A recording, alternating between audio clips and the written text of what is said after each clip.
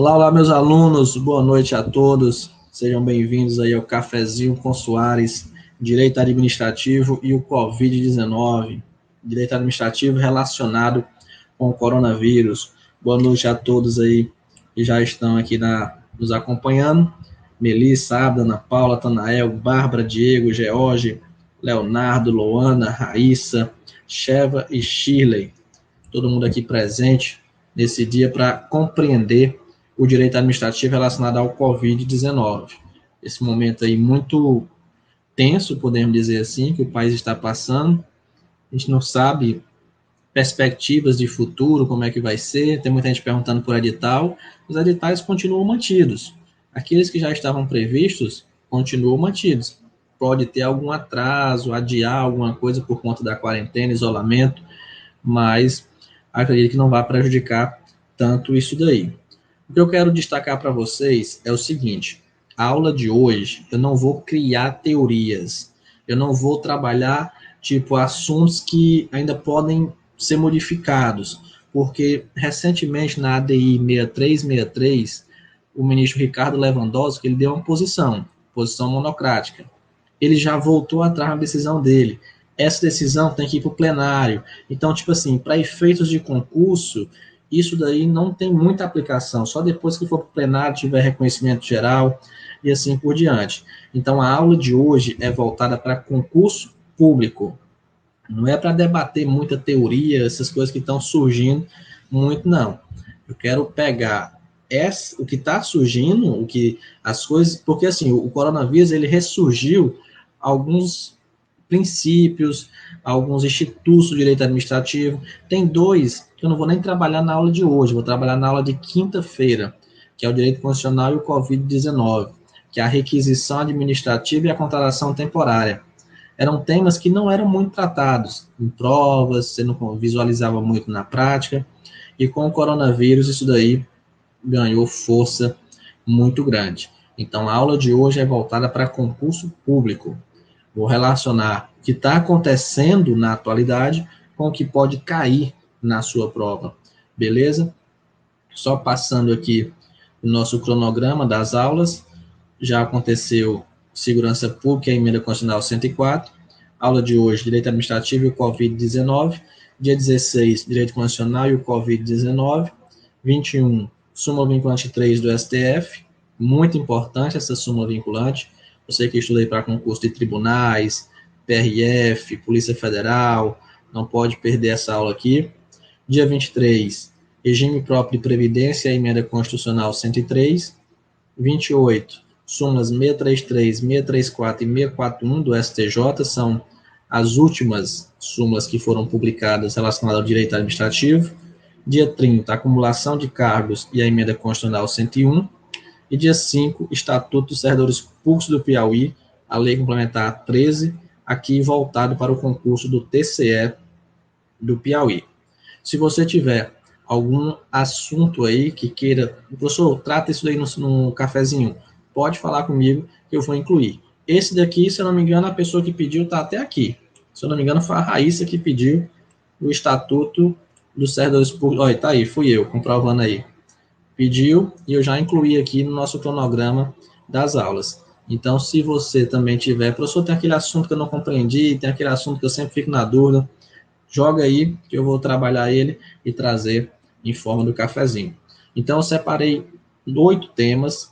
Primeiro, a supremacia do interesse público, poder de polícia, princípios da proporcionalidade e razoabilidade, o ato discricionário e a revogação, improbidade administrativa, responsabilidade civil do Estado, princípio da consensualidade, bem novinho esse daqui, mas está bem na atualidade. Lógico, né? Se ele é bem novinho, está bem na atualidade. Nova administração pública e o princípio da eficiência. Então, bora lá. Começando aqui, supremacia do interesse público. É um tema que está sendo muito utilizado agora nessa questão do coronavírus. Por quê? Porque eu tenho várias empresas. Tem a empresa 1, empresa 2 e a empresa 3. Nenhuma dessas empresas, se você fosse perguntar realmente, ó, você quer fechar? Ninguém responderia, sim, quero fechar sim, passar 30 dias fechado. Muitas vezes nenhum ia dizer que queria. E eu tenho aqui nessas 3 empresas o interesse privado do dono da empresa, de permanecer com elas abertas, né, funcionando normalmente. Só que aí existe uma coisinha chamada interesse público. E esse interesse público, ele é supremo. Ele tem supremacia sobre o interesse privado. Então, quando o governador ele manda fechar os estabelecimentos comerciais, quando ele proíbe a circulação intermunicipal, ele está atuando com essa supremacia do interesse público. Porque o dono da van, do ônibus, do micro-ônibus, que fazia aquele transporte intermunicipal, tem o interesse dele, o interesse privado de continuar. Mas o governador chega e diz, não, mas espera aí, tem um interesse público. Um ônibus tem 40 pessoas, 40 locais. Se uma delas está com coronavírus, no local fechado, possivelmente vai passar para todos os tripulantes ali do ônibus. Então, não pode. Tem que proibir realmente. Mas essa proibição só é possível por conta da supremacia do interesse público, porque esse interesse público tem supremacia sobre o interesse privado. Uma coisa bem interessante que está sendo muito cobrada em prova é a divisão do interesse público primário para o interesse público secundário. O interesse público primário é o interesse da coletividade. É um interesse que todo mundo já conhece. Acredito que a novidade seja o interesse público secundário. Porque o que é esse interesse público secundário? É o interesse do Estado. O interesse patrimonial do Estado de aumentar as suas rendas. Então, o interesse público primário é o interesse da coletividade. O interesse público secundário é o interesse do Estado de aumentar suas riquezas. Então, quando o Estado, vou criar a CPMF. Quando o Estado tem o interesse de criar a CPMF, você visualiza aí o interesse público secundário, que é o interesse público do Estado criar aquele tributo, né, aquele imposto. Beleza. Já o interesse público primário é o interesse da coletividade. E o secundário só pode existir se ele estiver junto com o primário. Não pode o Estado chegar e dizer, vou criar aqui um imposto, aumentar uma tarifa. Não pode se for só o único interesse for só arrecadar dinheiro. Não pode. Tem que existir a junção do primário com o secundário. Quando a CPMF foi criada, ela foi criada e parte do dinheiro era destinado à saúde. Então, olha aí. Criou a CPMF interesse público secundário, mas destinava o dinheiro para a saúde interesse público primário. Então, por isso que foi permitido. Então, isso está sendo utilizado muito, essa supremacia do interesse público, muitas vezes até de forma exagerada. Então, interpretando de uma forma que não deveria. Quando diz que o interesse público é supremo, que o Estado tem esse poder de mandar fechar, de interditar, de suspender, cuidado que não é absoluto, né? Não existe princípio absoluto e tem que respeitar diversas outras normas. Mas você visualiza essa reportagem aqui. Após decreto, Vigilância Sanitária intensifica a fiscalização de comércios em São Luís. Então, a Vigilância Sanitária, que tem o poder de polícia administrativo, vai atuar com essa supremacia para fiscalizar, para mandar fechar, se for preciso suspender, para aplicar uma autuação, para multar um estabelecimento que esteja desrespeitando as normas de vigilância sanitária, tudo isso relacionado com o princípio da supremacia do interesse público. Como eu disse para vocês, nossa aula é voltada para concurso público, com o que pode cair na prova de vocês. Teve uma questão bem interessante, se não me engano, foi no Ministério Público do Piauí, que dizia o seguinte, que a administração pública não poderia ter prerrogativas que não fossem estendidas aos particulares. Está errado. Como é que a administração pública ela vai alcançar os seus objetivos se não possuir prerrogativas para isso? Quando um policial chega e manda a pessoa parar o carro, se ele não tiver uma arma ali, muitas vezes a pessoa não obedece. A pessoa obedece com medo da arma, com medo daquela prerrogativa, daquele poder que ele tem ali. Então, o Estado, a administração pública, quem tem o poder de polícia administrativo, precisa dessas prerrogativas que não são estendidas aos particulares. Não é todo mundo que pode chegar na porta de uma empresa e mandar feche. Não. Agora, a vigilância sanitária pode, porque ela está atuando com base nesse princípio aqui da supremacia do interesse público. Primeira pergunta aí, sobre o direito de ir e vir.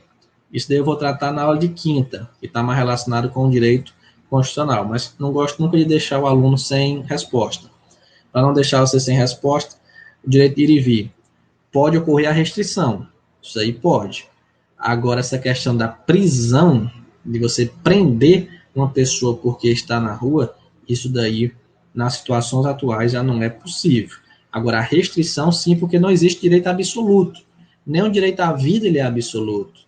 Tem algumas situações que é permitido o aborto. A pena de morte é permitida em caso de guerra declarada. Então, se nem a vida é um direito absoluto, quem dirá o direito de ir e vir?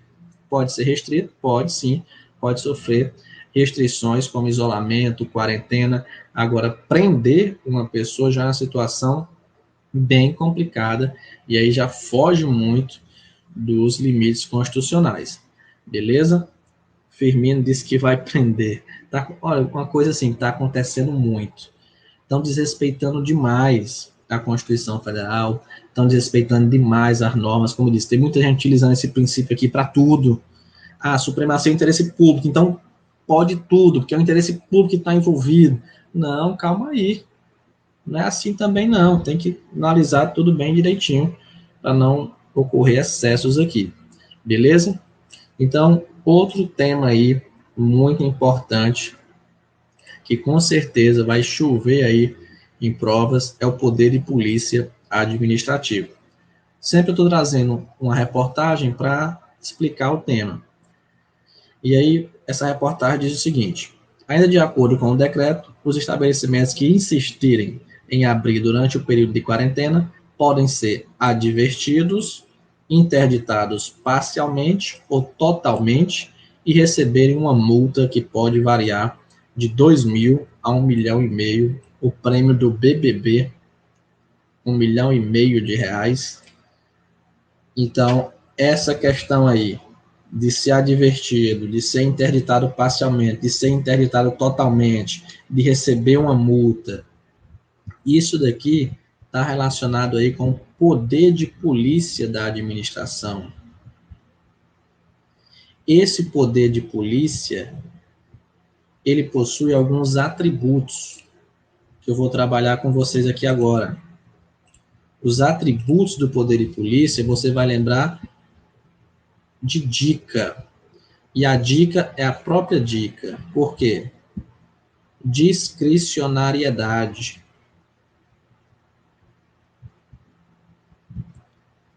Esse é o primeiro atributo. Em regra, o poder de polícia é discricionário. Coercibilidade. Possibilidade de usar força.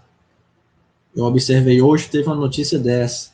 Teve um estabelecimento que estava aberto, a Guarda Municipal de Teresina levou a pessoa lá para o central de flagrante, se eu não me engano. Autoexecutoriedade. Esse é importantíssimo demais, vai ser muito utilizado pela Guarda Municipal, pela Vigilância Sanitária, pelos diversos órgãos aí responsáveis pela Polícia Administrativa. Então, bora lá. Discricionariedade. Em regra, o poder de polícia, ele é discricionário. Não é sempre. Existem exceções. A primeira exceção é na questão da licença. A licença é o principal exemplo do poder de polícia na questão de ser vinculado. A pessoa preencheu os requisitos para a concessão da licença, a administração pública é obrigada a conceder. Mas, como regra, ele é discricionário, como nesse caso aqui, ó. Advertência, interditado parcialmente ou totalmente, recebeu uma multa. Eu trouxe até aqui para vocês. Vixe, ficou um pouco pequeno. Deixa eu ver se eu consigo aumentar. Pronto. Então tá aqui, ó.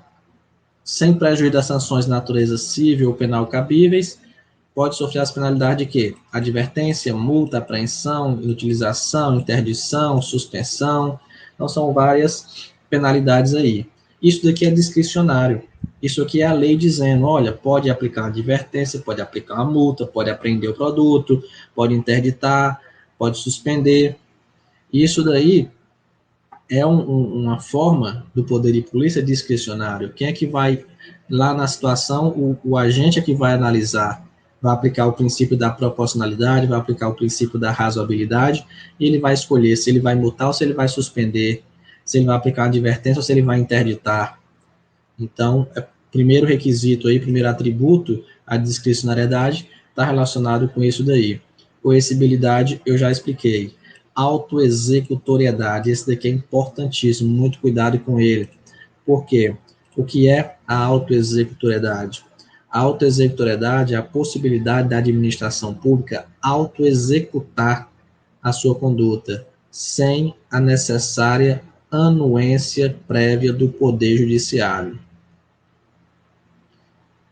Como assim, professor? Isso aqui está acontecendo demais. A vigilância sanitária está aplicando demais esse atributo da autoexecutoriedade. Você verifica também na requisição administrativa. As atuações administrativas, a vigilância sanitária, a guarda municipal, esses órgãos aí envolvidos no coronavírus, que possuem o poder de polícia administrativo, eles não precisam pedir o poder judiciário para executar suas ações. Olha o nome. Autoexecutoriedade, pode autoexecutar.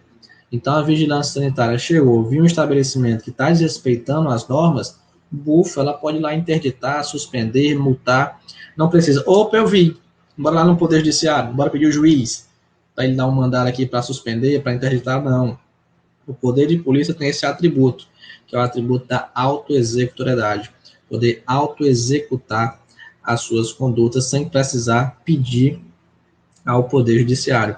Isso daqui está sendo muito utilizado, está garantindo aí muitas ações relacionadas ao coronavírus, até certa agilidade, celeridade, né, e eficiência nas atuações, porque você visualizou algo que está desrespeitando a norma.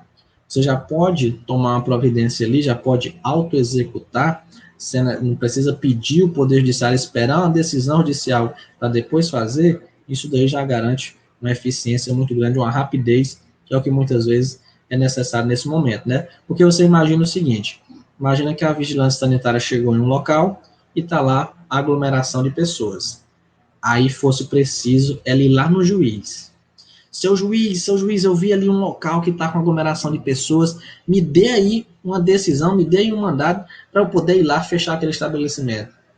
Daqui que ela fosse falar com o juiz, conseguir essa decisão, quando ela voltasse não tinha mais ninguém lá. Então é por isso que o poder de polícia ele tem esse atributo da autoexecutoriedade. Então quando o fiscal da vigilância sanitária chega lá e verifica a aglomeração, ele já pode tomar as medidas ali. Se for preciso, ele vai interditar, se for preciso, ele vai suspender, se for preciso, ele vai multar, e assim por diante. Porque o poder de polícia administrativo tem esse atributo da autoexecutoriedade. Beleza? Mas toma cuidado com uma coisinha. Bem aqui, tem uma tal de uma multa, né? Que também está na moda demais. Está até aqui, ó. A multa aí de R$1,5 milhão de reais, de R$2.000 a R$1,5 milhão de reais. A multa é uma exceção. A multa não possui autoexecutoriedade. E eu vou aprofundar ainda mais, já que nesse momento também de coronavírus pode acontecer a chamada desapropriação. A multa e a desapropriação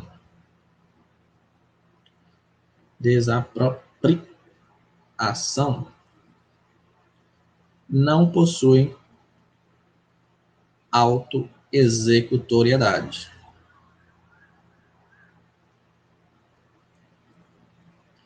Abreviar aqui para ficar mais fácil. Por que, professor? Por que a multa e a desapropriação não possuem autoexecutoriedade? Porque a administração pública aplica a multa para a pessoa. Beleza. Se a pessoa não pagar, tem que ir lá para o Poder Judiciário, entrar com ação de execução para receber essa multa. Então, se foi lá para o Poder Judiciário, não tem auto-executoriedade. Desapropriação. A administração pode fazer a desapropriação. Beleza. Mas se a pessoa não concordar com o valor, que quase sempre não concorda, aí tem que ir para o Poder Judiciário. Se for para o Poder Judiciário, não tem auto-executoriedade. Então, aprofundando esse tema aí com vocês. Beleza? Deixa eu analisar, tem muitas perguntas aqui. Deixa eu voltar, tem muitas. Espera aí. Diego, em relação às divisas municipais e estaduais, se a ordem do prefeito e governador de fechar divisas for contra a do presidente.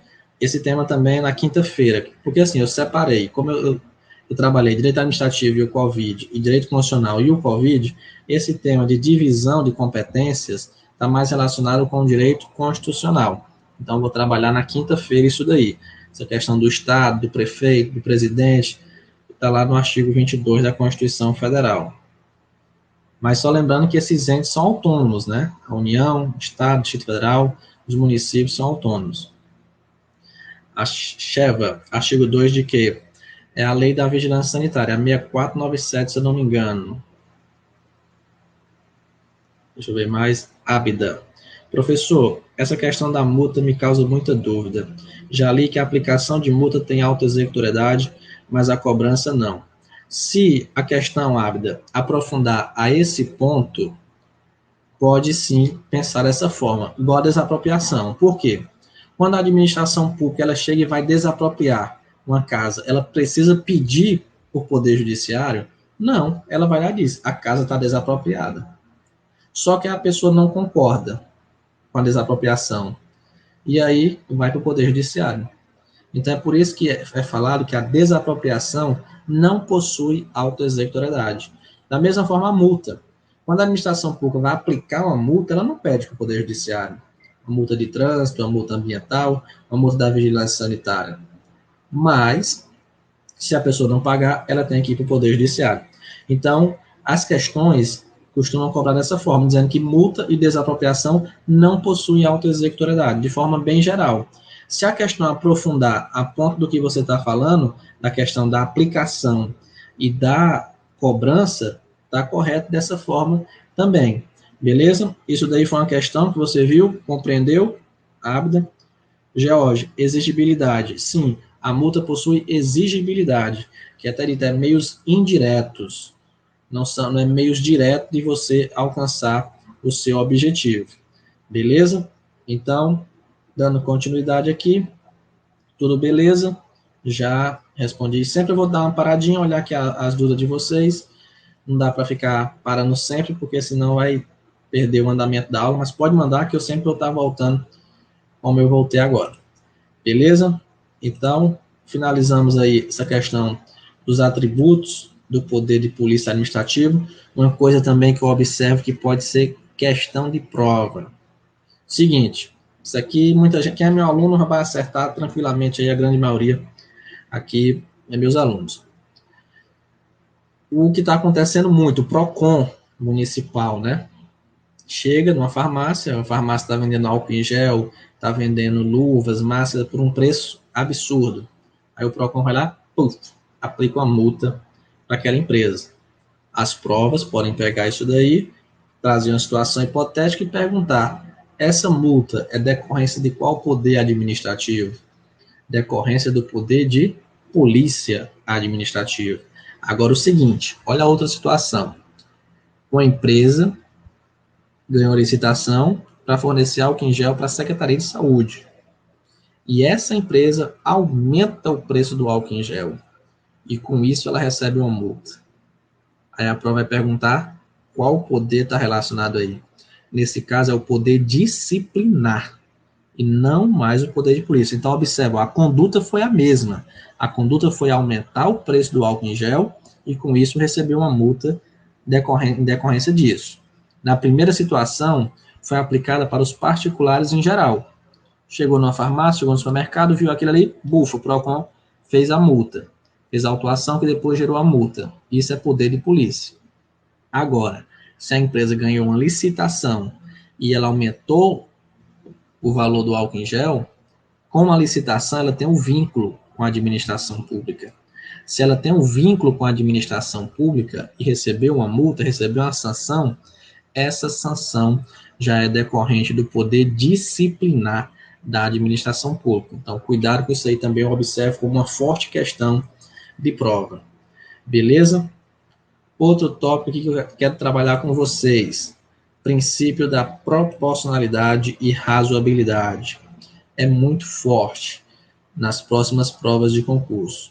Por quê? Porque o examinador está passando por tudo isso daí. Mesma coisa que eu estou passando, que você está passando, o examinador também está passando.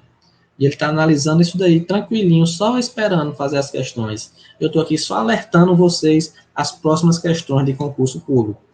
Porque com certeza pode observar, vai ter várias atualidades aí cobrando sobre isso daqui.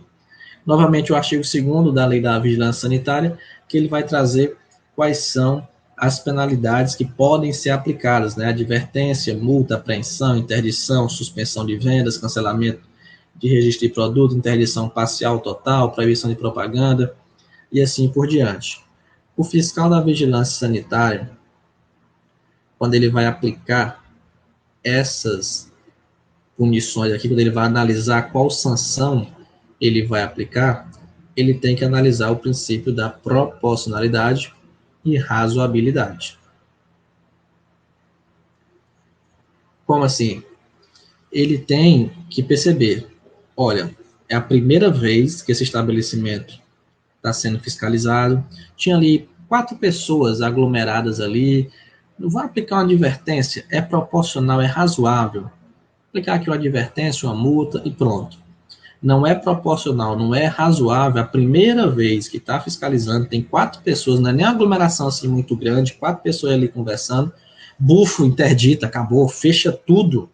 Não, isso aí não é proporcional, isso daí não é razoável. Bora aprofundar um pouquinho. O Poder Judiciário, ele não pode analisar o mérito do ato administrativo. Ele só analisa a legalidade do ato administrativo praticado pelo Poder Executivo. Isso aí, ok. O Poder Judiciário, como ele não exerce controle de mérito, ele não pode revogar um ato administrativo. Beleza, isso aí todo mundo sabe. Só que aí, o Poder Judiciário achou uma brecha para fiscalizar esse mérito administrativo. Cuidado que ele não está analisando o mérito em si, ele está analisando o princípio da proporcionalidade e da razoabilidade. Não entendi, professor. Chegou uma verba lá no município, e o município não tem nenhum hospital de campanha, e as escolas estão suspensas. Aí o prefeito diz, eu vou construir uma escola. Isso é um ato discricionário, a verba chegou, não tinha destinação específica, o prefeito pode escolher se ele vai construir uma escola ou se ele vai construir um hospital. Beleza, isso é mérito, isso é ato discricionário, o prefeito que vai escolher. O Poder Judiciário pode controlar essa decisão, esse ato do chefe do Poder Executivo? Pode sim, mas quanto à legalidade, o que o Judiciário vai falar é o seguinte, seu prefeito, não é proporcional, não é razoável que a cidade não tenha nenhum hospital de campanha e as aulas estão suspensas, para que você vai construir essa escola agora? O que o município precisa é de um hospital de campanha, de um posto de saúde. Então, ele pode ir lá e derrubar aquele ato de construção da escola por conta do princípio da proporcionalidade, princípio da razoabilidade. Beleza? Então, cuidado com isso daí. É um aprofundamento lá em controle da administração pública, que também pode chegar a ser cobrado na sua prova, porque está intimamente relacionado com isso daí. Já tivemos várias situações do Poder Judiciário controlar a legalidade do ato administrativo. Inclusive, essa semana, eu postei para vocês, vou pegar aqui meu celular para ler, não recordo de cabeça, porque foi bem recente.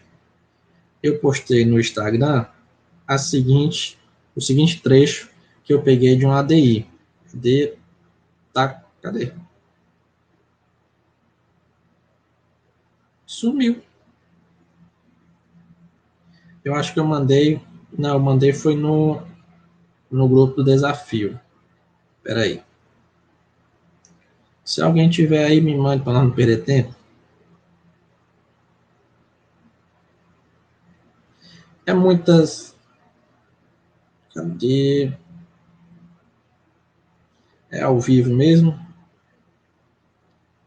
Não vou procurar mais não, não achei aqui.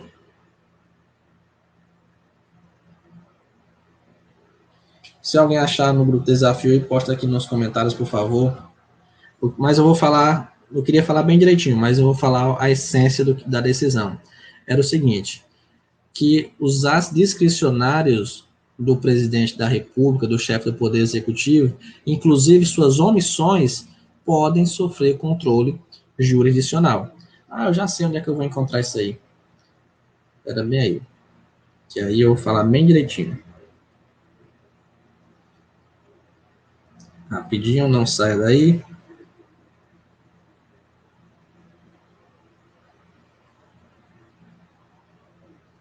Tá aqui, achei.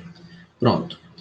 O caráter discricionário das medidas realizadas pelo presidente da República, bem como de suas eventuais omissões, é passível de controle jurisdicional.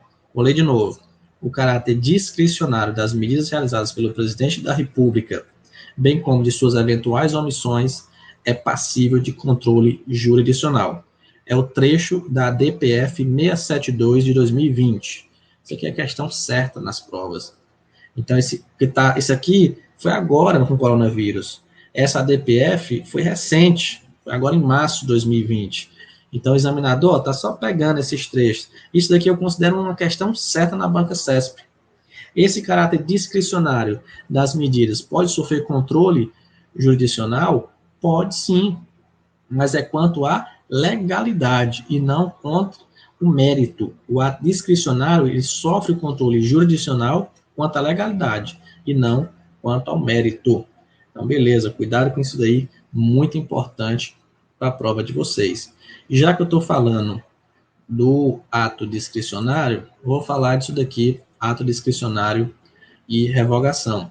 A Sheva falou, é uma decisão de recurso, foi uma ADPF, a DPF 672, depois se quiser procurar, e aí no voto do ministro, se eu não me engano aqui foi o Alexandre de Moraes, ministro do STF, ele falou isso daí, teve esse trecho. Eu estava lendo a decisão quando eu vi isso daí. Eu olhei e disse, isso aqui é cara de prova. E aí eu peguei esse trecho e coloquei lá no grupo do WhatsApp e comentei com o pessoal. Beleza? Então, já que eu estou falando do ato discricionário e revogação, bora comentar isso daqui. Mas primeiro eu quero saber vocês, cadê todo mundo aí? Aula ao vivo, eu quero a participação de todos, tá tudo ok? Não vai dormir não, só estou vendo aqui poucas pessoas falando. Cadê o pessoal? Tá aqui, pronto. Bora lá. Tá tudo certinho aí, Yasmin chegou agora, Ana Paula, tudo ok? Pronto. Aula ao vivo tem que ter a participação de vocês. Tudo certinho, tá gostando, de boa? Pois beleza, bora continuar. Que esse daqui é que eu considero importante também. Fui só pegar uma barra de chocolate para ficar acordado. Eita, se para prolongar a quarentena aí por mais 30 dias, pronto, acabou o TAF. Ele vai ter que estudar para concurso de tribunais agora, que o TAF já era. Então, bora lá. Ato discricionário e a revogação. Isso daqui é bem interessante por conta do seguinte: teve essa decisão aqui desse governador do Ceará. A decisão é o seguinte: Camilo revoga novo decreto e mantém fechamento de empresas em decisão nessa madrugada. O que foi que o governador Camilo Santana fez? Ele fechou o comércio, igual o governador do Piauí, as empresas. Mas aí, em uma decisão assim inusitada, ele disse: as feiras pode continuar, feira livre. Aí todo mundo, mas feira livre é onde tem aglomeração de pessoas, as barraquinhas ali juntinho, uma pertinho da outra, a pessoa chega ali, então, poxa, que diabo é isso? O governador proíbe as empresas e libera a feira? Aí ele parou, analisou e disse, realmente essa decisão minha não foi muito legal não, eu falo uma coisa, depois eu falo outra. Aí ele foi lá e revogou aquele decreto que liberava. Isso é bem interessante, por quê? Porque a revogação de ato administrativo, ela vai acontecer por motivo de conveniência e oportunidade. Foi justamente o que aconteceu com o governador do Ceará.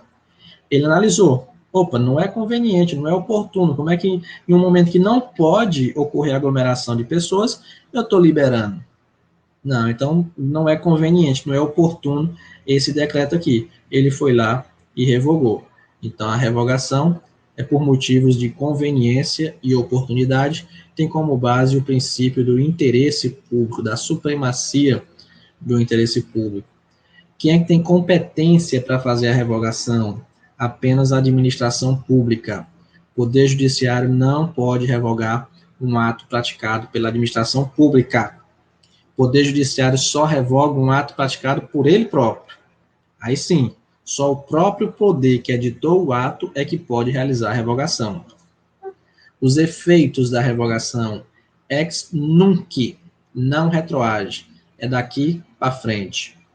É uma decisão discricionária, por conta disso, a revogação só pode acontecer com atos discricionários, não pode acontecer revogação de atos vinculados, então isso é um ponto importante, e não tem prazo para ocorrer a revogação. Então, tem algumas outras situações, atos enunciativos, como as certidões, também não podem ser objeto de revogação. Tem várias situações, não vou aprofundar muito aqui não, porque ainda tenho muita coisa para explicar. Já a anulação de ato administrativo. A anulação tem como base o princípio da legalidade. Então, o motivo é uma ilegalidade, o ato é ilegal. Então, nesse caso, vai ocorrer a anulação desse ato. Quem é que pode anular? A administração pública e o Poder Judiciário. Os efeitos da anulação, ex tunc, retroage, volta para trás. É uma decisão vinculada, mas muito cuidado com isso. Isso aqui está sofrendo uma relativização. Como assim? Quero conversar olhando para vocês. Até 2016, mais ou menos, dizia o ato ilegal teria que ser anulado e pronto. Esse era o pensamento, o entendimento majoritário dos doutrinadores de direito administrativo.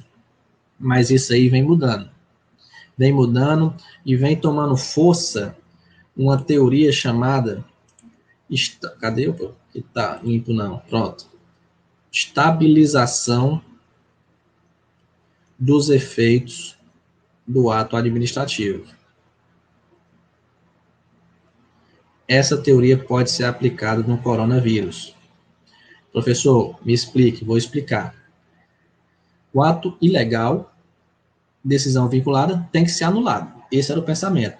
Só que aí essa teoria da estabilização dos efeitos do ato administrativo, ela vem falar o seguinte, olha, o ato mesmo ilegal, muitas vezes, não é muito bom anular ele, não. É melhor deixar ele no mundo jurídico. Por quê? Eu gosto sempre de trabalhar isso aqui com dinheiro, para você entender. É como se fosse o seguinte, eu tenho um ato ilegal.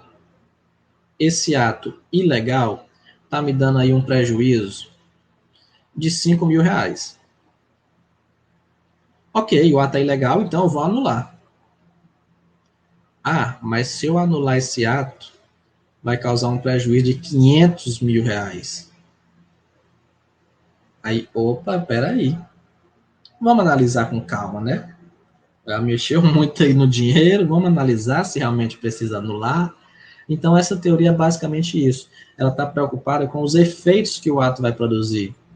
Então, muitas vezes, um ato ilegal, ele pode permanecer no mundo jurídico para não causar tanto dano a terceiros, tanto dano ao interesse público. Porque se eu for anular ele, vai ter um prejuízo maior do que o ato ilegal permanecer no mundo jurídico.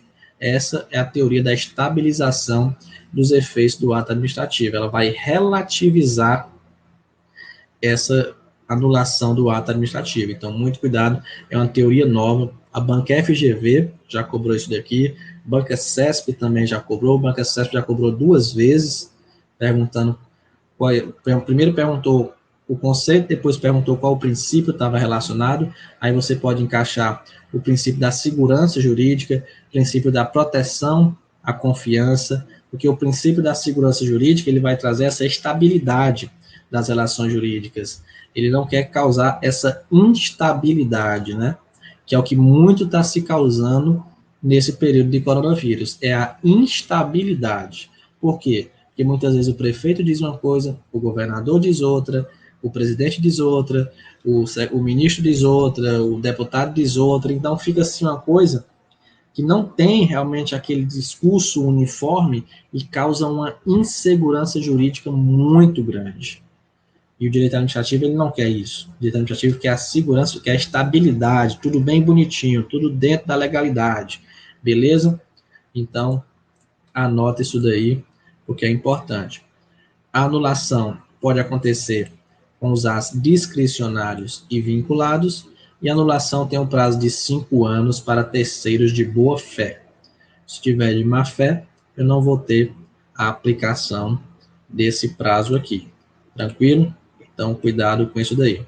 Ainda relacionado com o ato discricionário e a revogação, tem que tomar cuidado com uma coisa. Esse ato discricionário, ele não é livre demais. Não é assim, solto. Ah, pode fazer tudo o que quiser. Não. Mesmo o ato discricionário, o agente público ele fica preso à lei. A lei é que dá essa liberdade. A lei é que dá essa margem de escolha para ele escolher. Então, tipo assim, o governador do Piauí decretou a quarentena até o dia 30 de abril. O do Ceará, se eu não me engano, é até o dia 22. No Rio de Janeiro, foi bem, já quase em maio. São Paulo. Então, isso é discricionário. Realmente está tudo correto. Eles vão analisar isso daí e pode, de acordo com os estudos, escolher o prazo para decretar esse isolamento, essa quarentena. Mas, como eu disse, não é livre demais, não é solto demais isso daí. Existe uma lei tratando, que é a Lei 13.979. Lei 13.979 de 2020, que é a lei do coronavírus. Ela foi editada justamente para isso, para trazer situações, trazer o que é isolamento, o que é quarentena, tudo você vai visualizar nessa lei. E lá ele vai falar o seguinte: tem também a hipótese de licitação dispensável. Licitação é um tema que eu vou tratar somente ele aqui no cafezinho, que é importantíssimo. Então, eu vou tratar dele aqui. Nessa lei, ele vai dizer que as medidas têm que ter como base estudos, orientações da Organização Mundial de Saúde, organizações do Ministério da Saúde.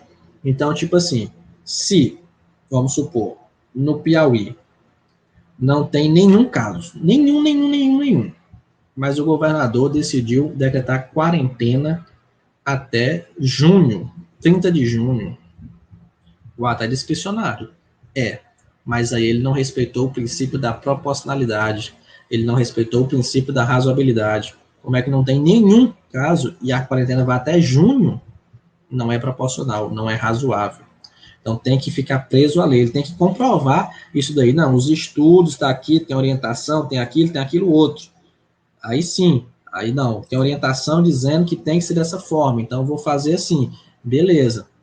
O contrário também, se está lotado de casos, cada dia aparecendo mais, dobrando, triplicando, e aí o governador diz, não, bora, pode voltar, não tem isolamento social, não tem isso daqui não, pode voltar tudo ao normal, sem problema nenhum, aí também já o contrário também não é permitido.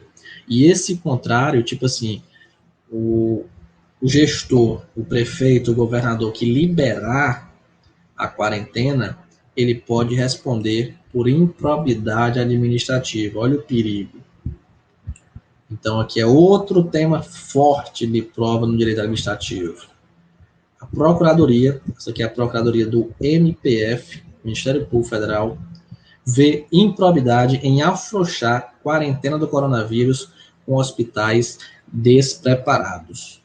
Então, o gestor, o governador, o prefeito, que liberar a quarentena não tendo hospitais preparados, tipo, ele sabe que não tem leito de UTI, ele sabe que o hospital não aguenta receber 10, 20, 30 pessoas, mas ele diz, não, pode liberar a quarentena aí. O importante é o comércio, o importante é a economia. Beleza, libere.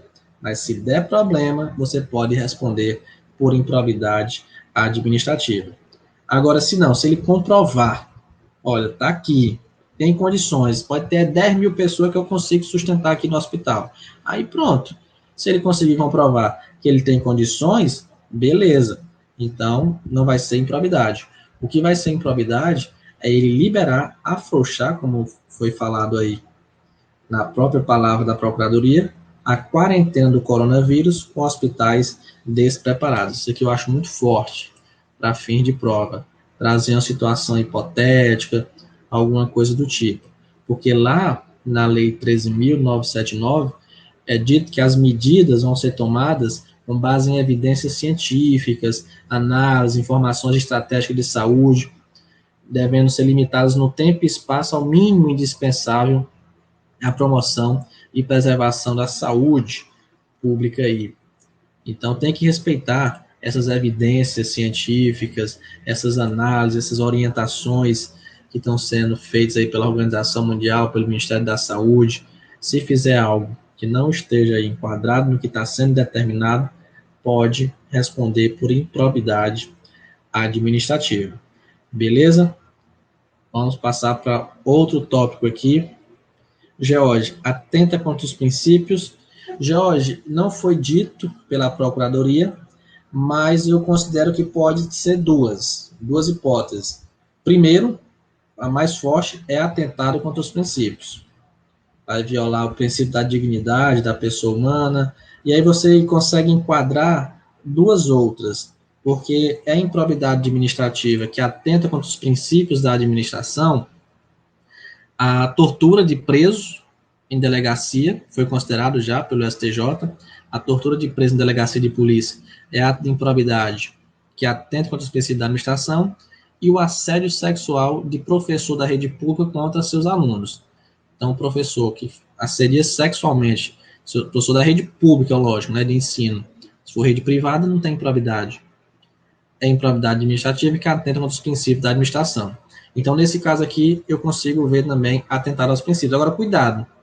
Se essa decisão dele causar um dano ao erário, aí já passa a ser prejuízo ao erário, né? Se for visualizado esse dano ao erário, aí sim. Então, a questão tem que deixar claro. Por si só, eu considero atentado aos princípios. Mas aí tem que analisar se for existir o dano.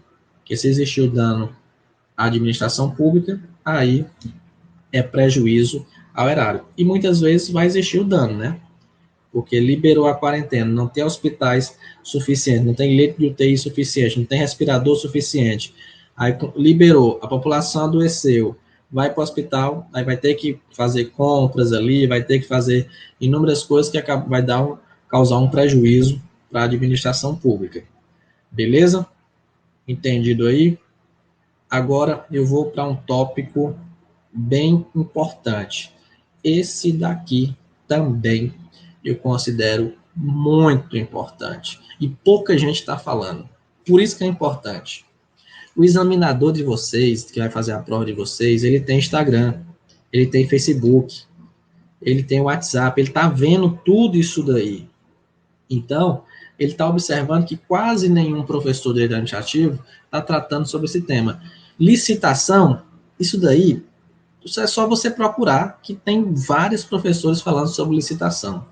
Improbidade administrativa começou agora dia 11 de março, com essa decisão da Procuradoria. E aí também vários professores já começaram a falar sobre improbidade, poder de polícia, supremacia. Agora, responsabilidade civil são poucos. Eu sigo vários professores de administrativo. É minha área, eu tenho que estar próximo ali de quem trabalha com a minha área. E eu vi pouquíssimos, quase ninguém, falando sobre isso. Então, é muito forte.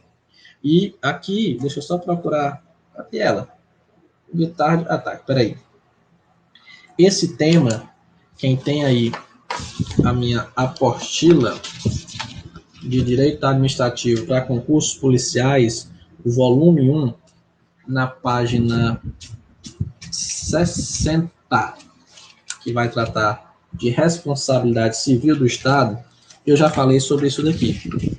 Eu já falei sobre essa possibilidade de existir essa responsabilidade civil. Eu vou explicar para vocês e depois eu vou ler aqui o que eu falei na apostila. Beleza? Então, o que é essa responsabilidade civil do Estado? O que é que pode causar responsabilidade civil?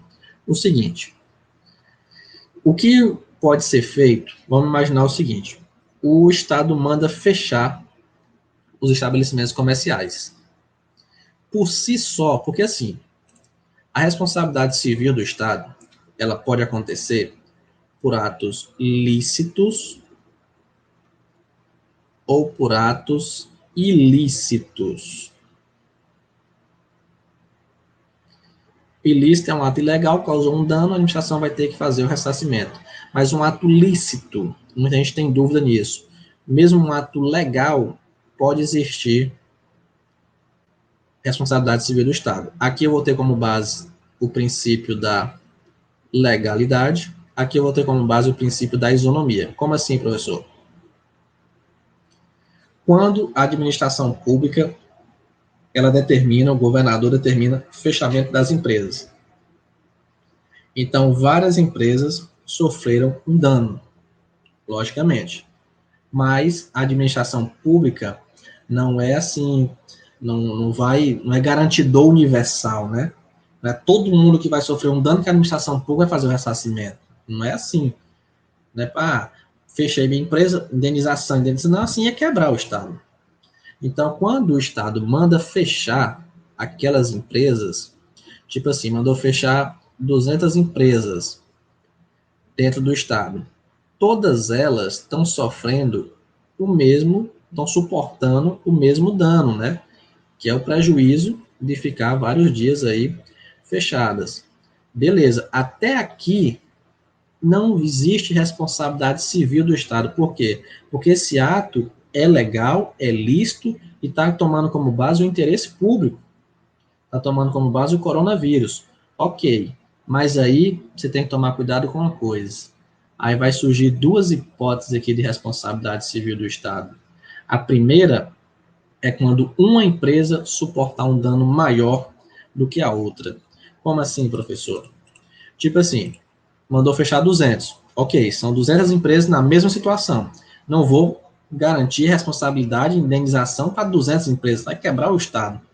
Mas aí, essa daqui, pela falta de segurança do Estado, durante o tempo que ficou fechado, sofreu vários assaltos aí, o pessoal entrando, arrombamento, e ficou comprovado que foi a falta do policiamento, porque não existia policiamento no local dessa empresa, ela sofreu aí vários assaltos, quando o cara foi olhar não tinha mais nada dentro da empresa. Aí beleza, essa empresa sofreu um dano maior do que as outras. Então, pelo princípio da isonomia, aí sim pode existir responsabilidade civil do Estado. O exemplo que eu sempre dou em sala de aula é o seguinte: imagina que vai fazer uma reforma na rua da sua casa. Tem 10 casas lá na rua da sua casa. Está fazendo a reforma. Vai sujar a casa das pessoas? Vai fazer barulho? Vai sim. Aí quer dizer que o Estado vai pagar indenização para todo mundo que tem a casa suja, que tem barulho, que não conseguiu guardar o carro na garagem? Logicamente que não. Isso, o Estado não é garantidor universal. E uma obra vai ter sujeira, uma obra vai ter barulho. O Estado não vai garantir isso tudo. Agora, na rua são 10 casas e uma pessoa tem um comércio. E por conta da obra, única e exclusivamente da obra, feita pela administração, a pessoa teve um prejuízo enorme no comércio dela. Então, essa pessoa suportou um dano maior do que os demais moradores. Então, ela, pelo princípio da isonomia, pode pedir indenização, responsabilidade civil do Estado nesse caso. E aqui é por atos lícitos, atos legais. Agora eu vou ler o que eu coloquei aqui, ó. Na página 60, quem quiser acompanhar, diz assim: a responsabilidade civil do Estado obriga o Estado a indenizar os danos decorrentes tanto de atos lícitos, legais ou em conformidade com a lei, quanto de atos ilícitos, ilegais ou contrários à lei. Sendo exemplos da primeira hipótese, responsabilidade decorrente de ato lícito, tem-se todos os casos em que uma obra é realizada com o objetivo de atender determinado interesse público, mas provoca danos a pessoas específicas e determinadas. Impera, pois, o princípio da repartição equitativa do ônus e encargos públicos a todos da sociedade, pelos atos ou efeitos advindos da atividade da administração, garantindo que a vítima seja indenizada quando sofreu sozinha eventuais danos patrimoniais ou morais decorrentes das condutas danosas de seus agentes. É a materialização do princípio da isonomia, quando uma pessoa sofre um ônus maior do que o suportado pelas demais. Rompe-se o equilíbrio que necessariamente deve haver entre encargos sociais. Então, é a página 60. Essa responsabilidade é muito forte, ela é pouco cobrada em prova, você consegue observar poucas questões sobre essa responsabilidade sobre os atos lícitos, mas agora, com o coronavírus, pode chover de questões por conta disso daí. Tipo assim, o ato é lícito, o ato é legal, causou um dano para várias pessoas. Ok, o Estado não vai indenizar todo mundo, ele não é garantidor universal. Mas se uma pessoa suportou um dano, um ônus maior do que as outras pessoas, aquela pessoa, pelo princípio da isonomia, tem que ser responsabilizada pelo empresa. Então, é dessa forma que eu consigo visualizar. A segunda situação, na omissão estatal, também pode existir responsabilidade civil do Estado. Tipo assim, o Estado mandou fechar 200 empresas.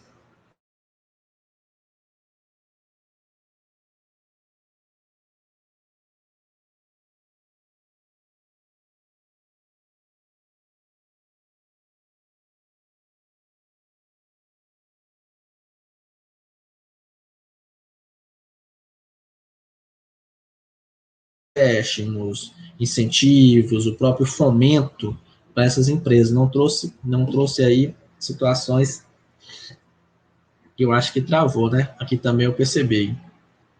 Estátua. Já voltou aí o normal? Voltou? Pronto, eu percebi que tinha travado aqui também. Então, se o Estado ele não garante essa questão aí de incentivos, de fomento, a omissão estatal pode ensejar responsabilidade civil. Lembrando que, no caso de omissão, a responsabilidade é subjetiva como regra. Por que como regra, professor? Não é sempre não? Não, não é sempre. A omissão estatal, você pode dividir ela em duas. Então, a omissão do Estado, existe a omissão específica e a omissão genérica. A omissão genérica é aquela que é considerada a faute do serviço, que é a falta do serviço, que é a omissão de todo o sistema. Então, aqui, a responsabilidade, ela é subjetiva. Já a omissão específica é quando, vamos supor, um policial, ele visualizou e deu as costas. Eu consigo identificar. Aquela omissão é específica. É quando o médico olha para o paciente e dá as costas e não faz nada. Essa é a omissão específica que está sendo muito cobrada. Inclusive, teve questão da banca FCC, agora 2020, cobrando isso daqui. Então, a omissão específica, a responsabilidade é objetiva. Como assim, professor? É sim, cuidado com isso daí. Que também se encaixa muito bem no coronavírus. Essa questão da omissão específica, né? Que é quando a pessoa olha, visualiza e, opa, vou dar as costas. A omissão genérica é a omissão de todo o serviço público. Então, um buraco na via. Tem como dizer quem foi que fez aquele buraco? Não. Mas se tem um buraco é porque está faltando o serviço público. Não mandaram ajeitar aquele buraco. Então, omissão genérica, responsabilidade subjetiva. Já na omissão específica, a responsabilidade é objetiva do Estado. Então, isso daí pode ser cobrado em prova. sobre o coronavírus, sobre a responsabilidade civil, tratando dessa questão da omissão estatal, tratando essa questão da responsabilidade por atos legais, por atos lícitos, de alguém suportar um dano maior do que o outro, do princípio da isonomia. Então, muito cuidado com esse tópico. É um tópico que eu considero aí forte para a prova. Beleza? Dando continuidade aqui, vamos falar de um princípio novo do direito administrativo. Princípio da... Professor, pode repetir a explicação do começo da segunda hipótese? No caso, só para confirmar, Bárbara, quando eu ia falar da omissão ou da omissão específica e genérica?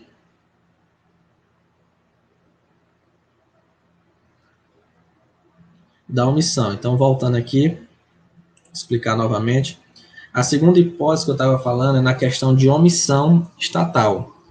Quando, por exemplo, o Estado manda fechar 200 empresas, e aí o ato dele mandar fechar essas 200 empresas, por si só, não gera indenização. Isso aí está com base, tipo assim, aqui tem 16 pessoas nessa sala, assistindo essa aula. Com certeza, vocês, eu, todos aqui sofreram algum dano com essa quarentena. Alguns, um dano bem pequeno, outros um dano bem grande. Então, todo mundo sofreu um dano com a quarentena, com o isolamento social. Beleza.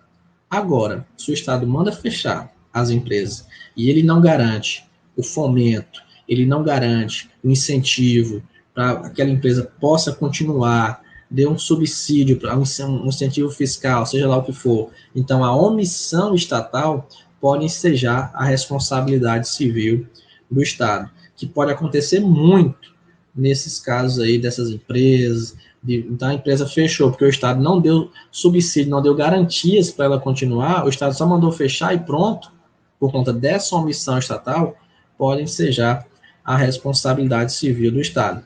E aí eu estava explicando a omissão específica e genérica, que a omissão genérica, que é de todo o sistema, a responsabilidade é subjetiva. Já na omissão específica, que é quando a pessoa visualiza o ato e não faz nada, a responsabilidade é objetiva. Então, a primeira situação de responsabilidade civil, só resumindo aqui, por atos ilícitos, quando uma pessoa suporta um dano maior do que os outros. E a segunda situação, na omissão estatal, quando o Estado não realiza aquele serviço público. Um exemplo, todo mundo está construindo hospital de campanha. Teresina, vi em São Paulo, em vários locais. Aí tem um determinado prefeito que disse, eu não vou construir não, deixa para lá. E está todo mundo construindo. Tá? A recomendação é essa. E o prefeito não faz. Aí, buf, explode o coronavírus naquela cidade. E o município não tem um hospital de campanha e com isso causa um caos. Responsabilidade civil do Estado. Omissão estatal. Ele viu, não fez nada, esperou acontecer, então responsabilidade civil pode sim se enquadrar nesse caso.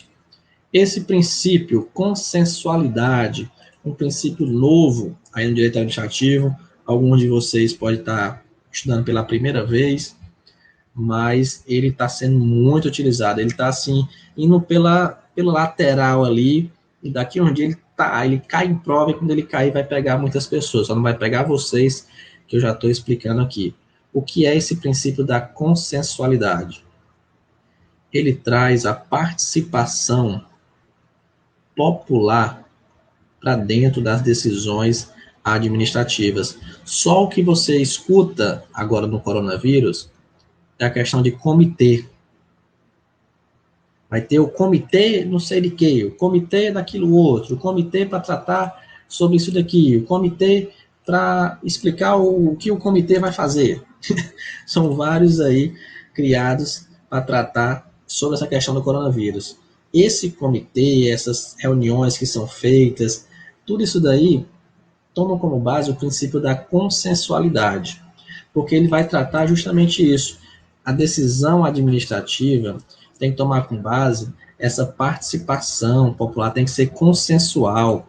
O governador não pode simplesmente chegar e dizer assim, vai ser dessa forma, e acabou, pronto, quem manda sou eu tenho a competência.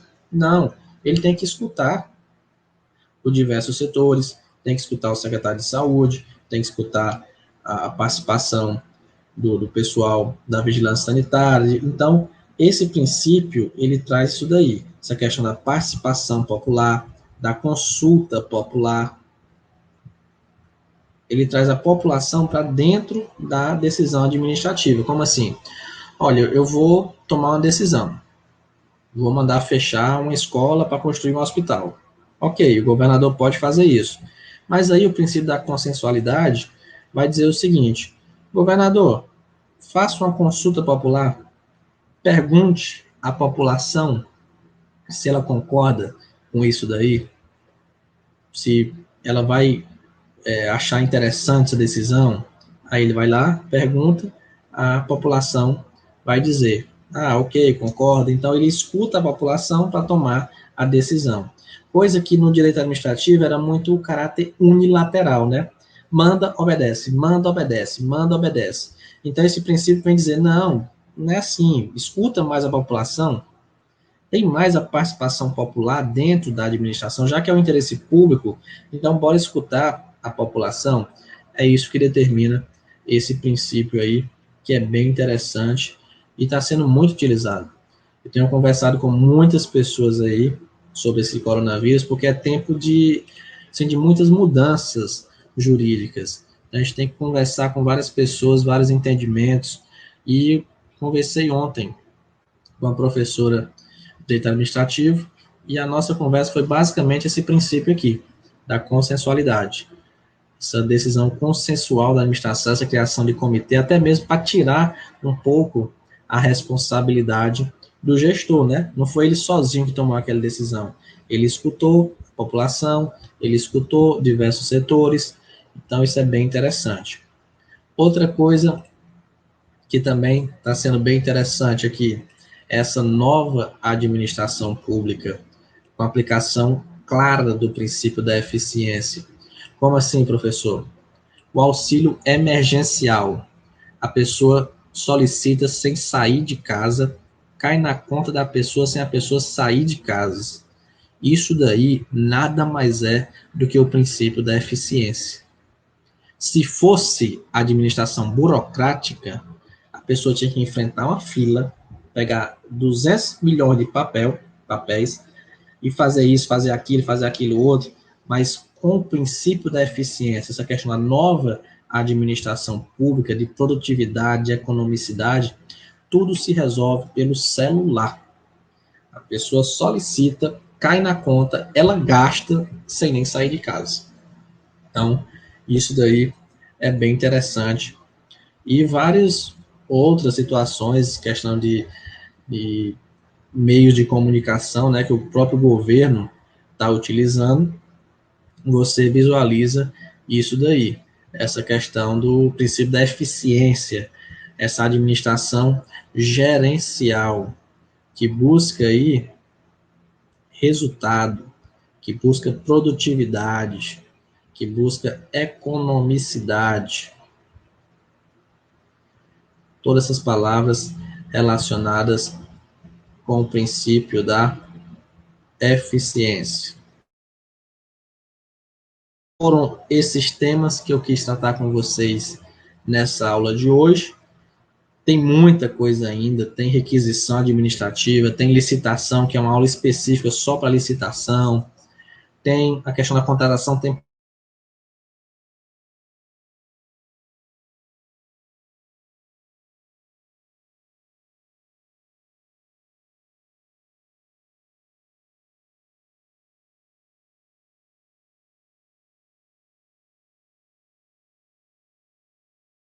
sobre esses 8 temas aqui com vocês. Tá travando aí, né? Acho que voltou agora. Voltou ou não? Voltou, né? Pronto, beleza. Eu estou percebendo aqui, fica uma rodinha quando está travando. Já percebi aqui. Então é o seguinte, como eu estava falando, acho que travou. Tem muita coisa ainda para ser falado, mas eu vou deixar para falar algumas lá no Direito Constitucional, quinta-feira, como a requisição administrativa, que está no artigo 5º da Constituição, a contratação temporária, que está no artigo 37 da Constituição, licitação, tem que ser uma aula só para licitação e contratos administrativos, porque mudou muita coisa, assim, muitas atualizações relacionadas a esse tema. Mas o que eu queria trabalhar com vocês, esses 8 temas aqui voltados especificamente para concurso público, porque eu estava observando muitas lives, muitas aulas, que estava tratando, tipo assim, do que estava acontecendo, do que estava mudando, muita coisa, muitas decisões e tal, mas para concurso tem muitas decisões que ainda não podem ser cobradas, porque não tem um reconhecimento geral, não foram decididos pelo plenário, mas esses temas aqui são temas fortes em qualquer prova e ainda mais relacionados aí com o coronavírus.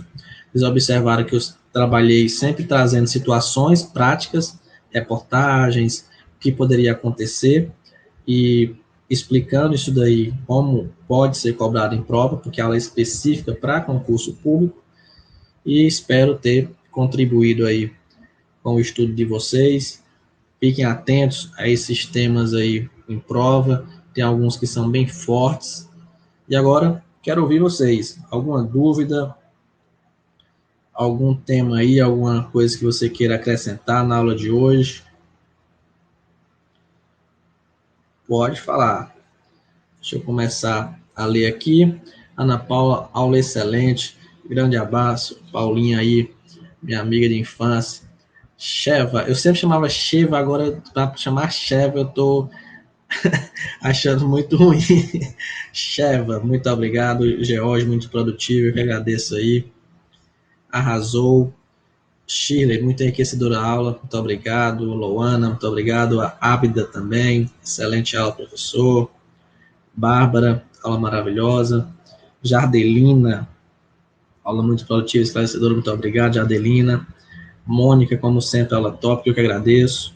Melícia, aula muito boa. Leonardo, eita, mas tinha gente. Agora apareceu gente aí que eu não tinha nem visto no início.